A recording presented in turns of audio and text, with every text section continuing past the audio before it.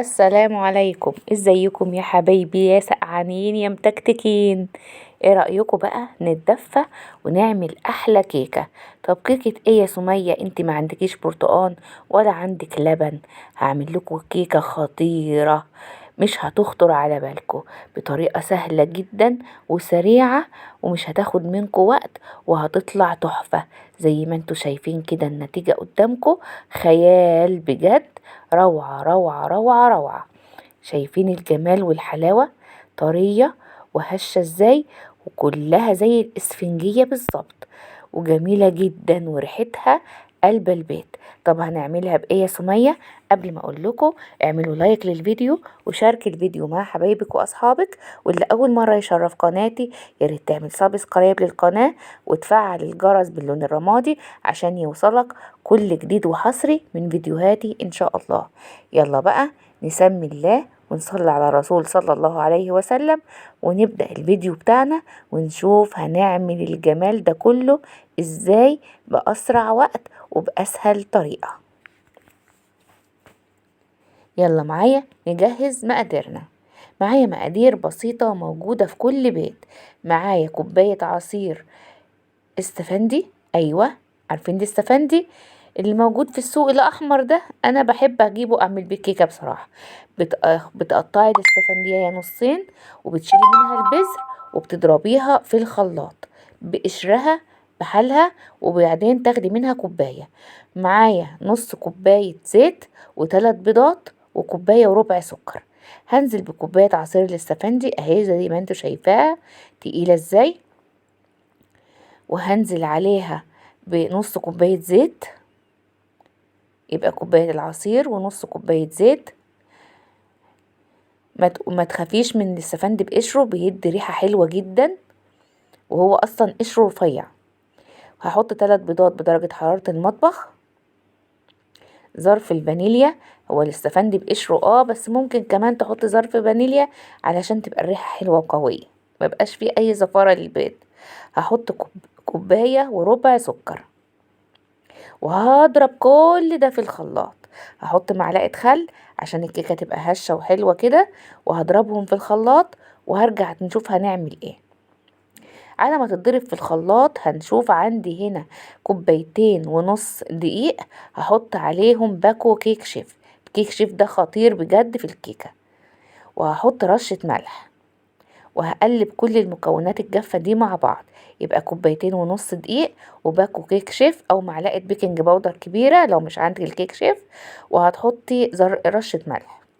هتقلبي كله زي بعضه كده على بعضه كده. جهزنا المقادير الجافة. نشوف بقى اللي في الخلاط لازم ينضرب ما يقلش من عن 7 دقايق، لازم تضربيه لمدة 7 دقايق. هجيبه زي ما انتوا شايفين بقى جاهز معايا، هصبه على الدقيق. شايفين القوام تحفة. وهقلب بقى الخليط السائل مع الدقيق في اتجاه واحد كده لغاية ما يختفي الدقيق خالص.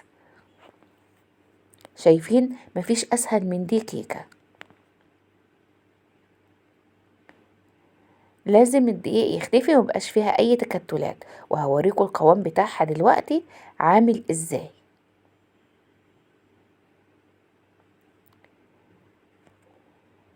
احنا طبعا مولعين الفرن على درجة 180 من اول ما جهزنا المقادير بتاعتنا عشان يبقى فرن سخن. شايفين القوام بتاع الكيكة بتاعتنا تحفة بجد خطيرة.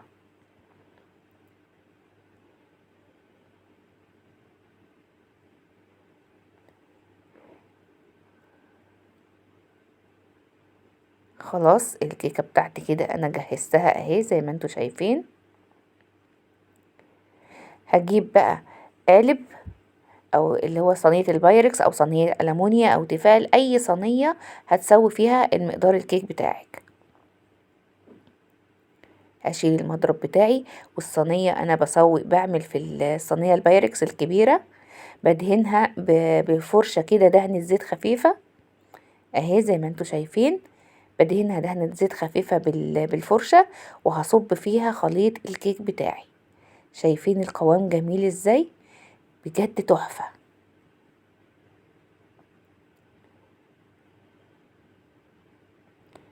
انزل بقى كل المقدار الكيك كده.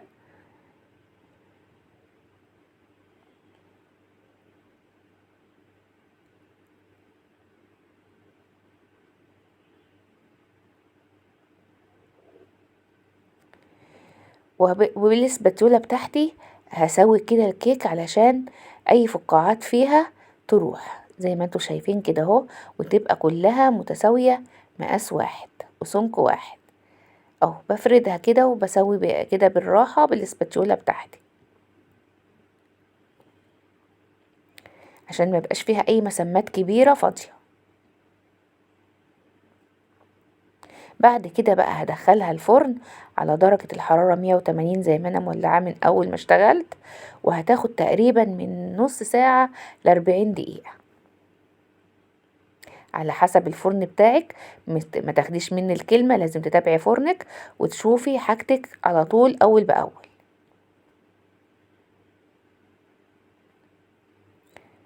كده الكيكة جاهزة معايا، اخبطها خبطتين كده كمان وعلى الفرن على طول، ونشوفها اول ما تخرج من الفرن هتبقى عاملة ازاي.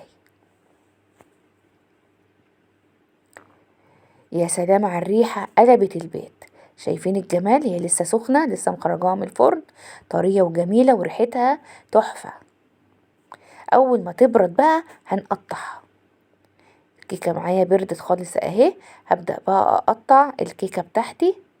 شايفين السكينة ماشية ازاي؟ زي السكينة في الحلاوة. جميلة بجد الكيكة، تحفة تحفة تحفة تحفة، والنتيجة جميلة. قومي ما تتردديش، كل حاجة موجودة عندك. قومي اعملي الكيكة لأولادك، دفيهم وهما بيذاكروا، وشجعيهم كده على السهر والمذاكرة مع كوباية لبن حلوة كده، وللكبار مع كوباية شاي وبلبن كده. يا سلام على الجمال في السقعة دي. يلا بسرعة قومي قوليلي النتيجة هتطلع معاكي عاملة ازاي، وبعتيلي في الكومنتات وشوفوا انتوا عايزين تعملوا ايه وانا اعمله لكم.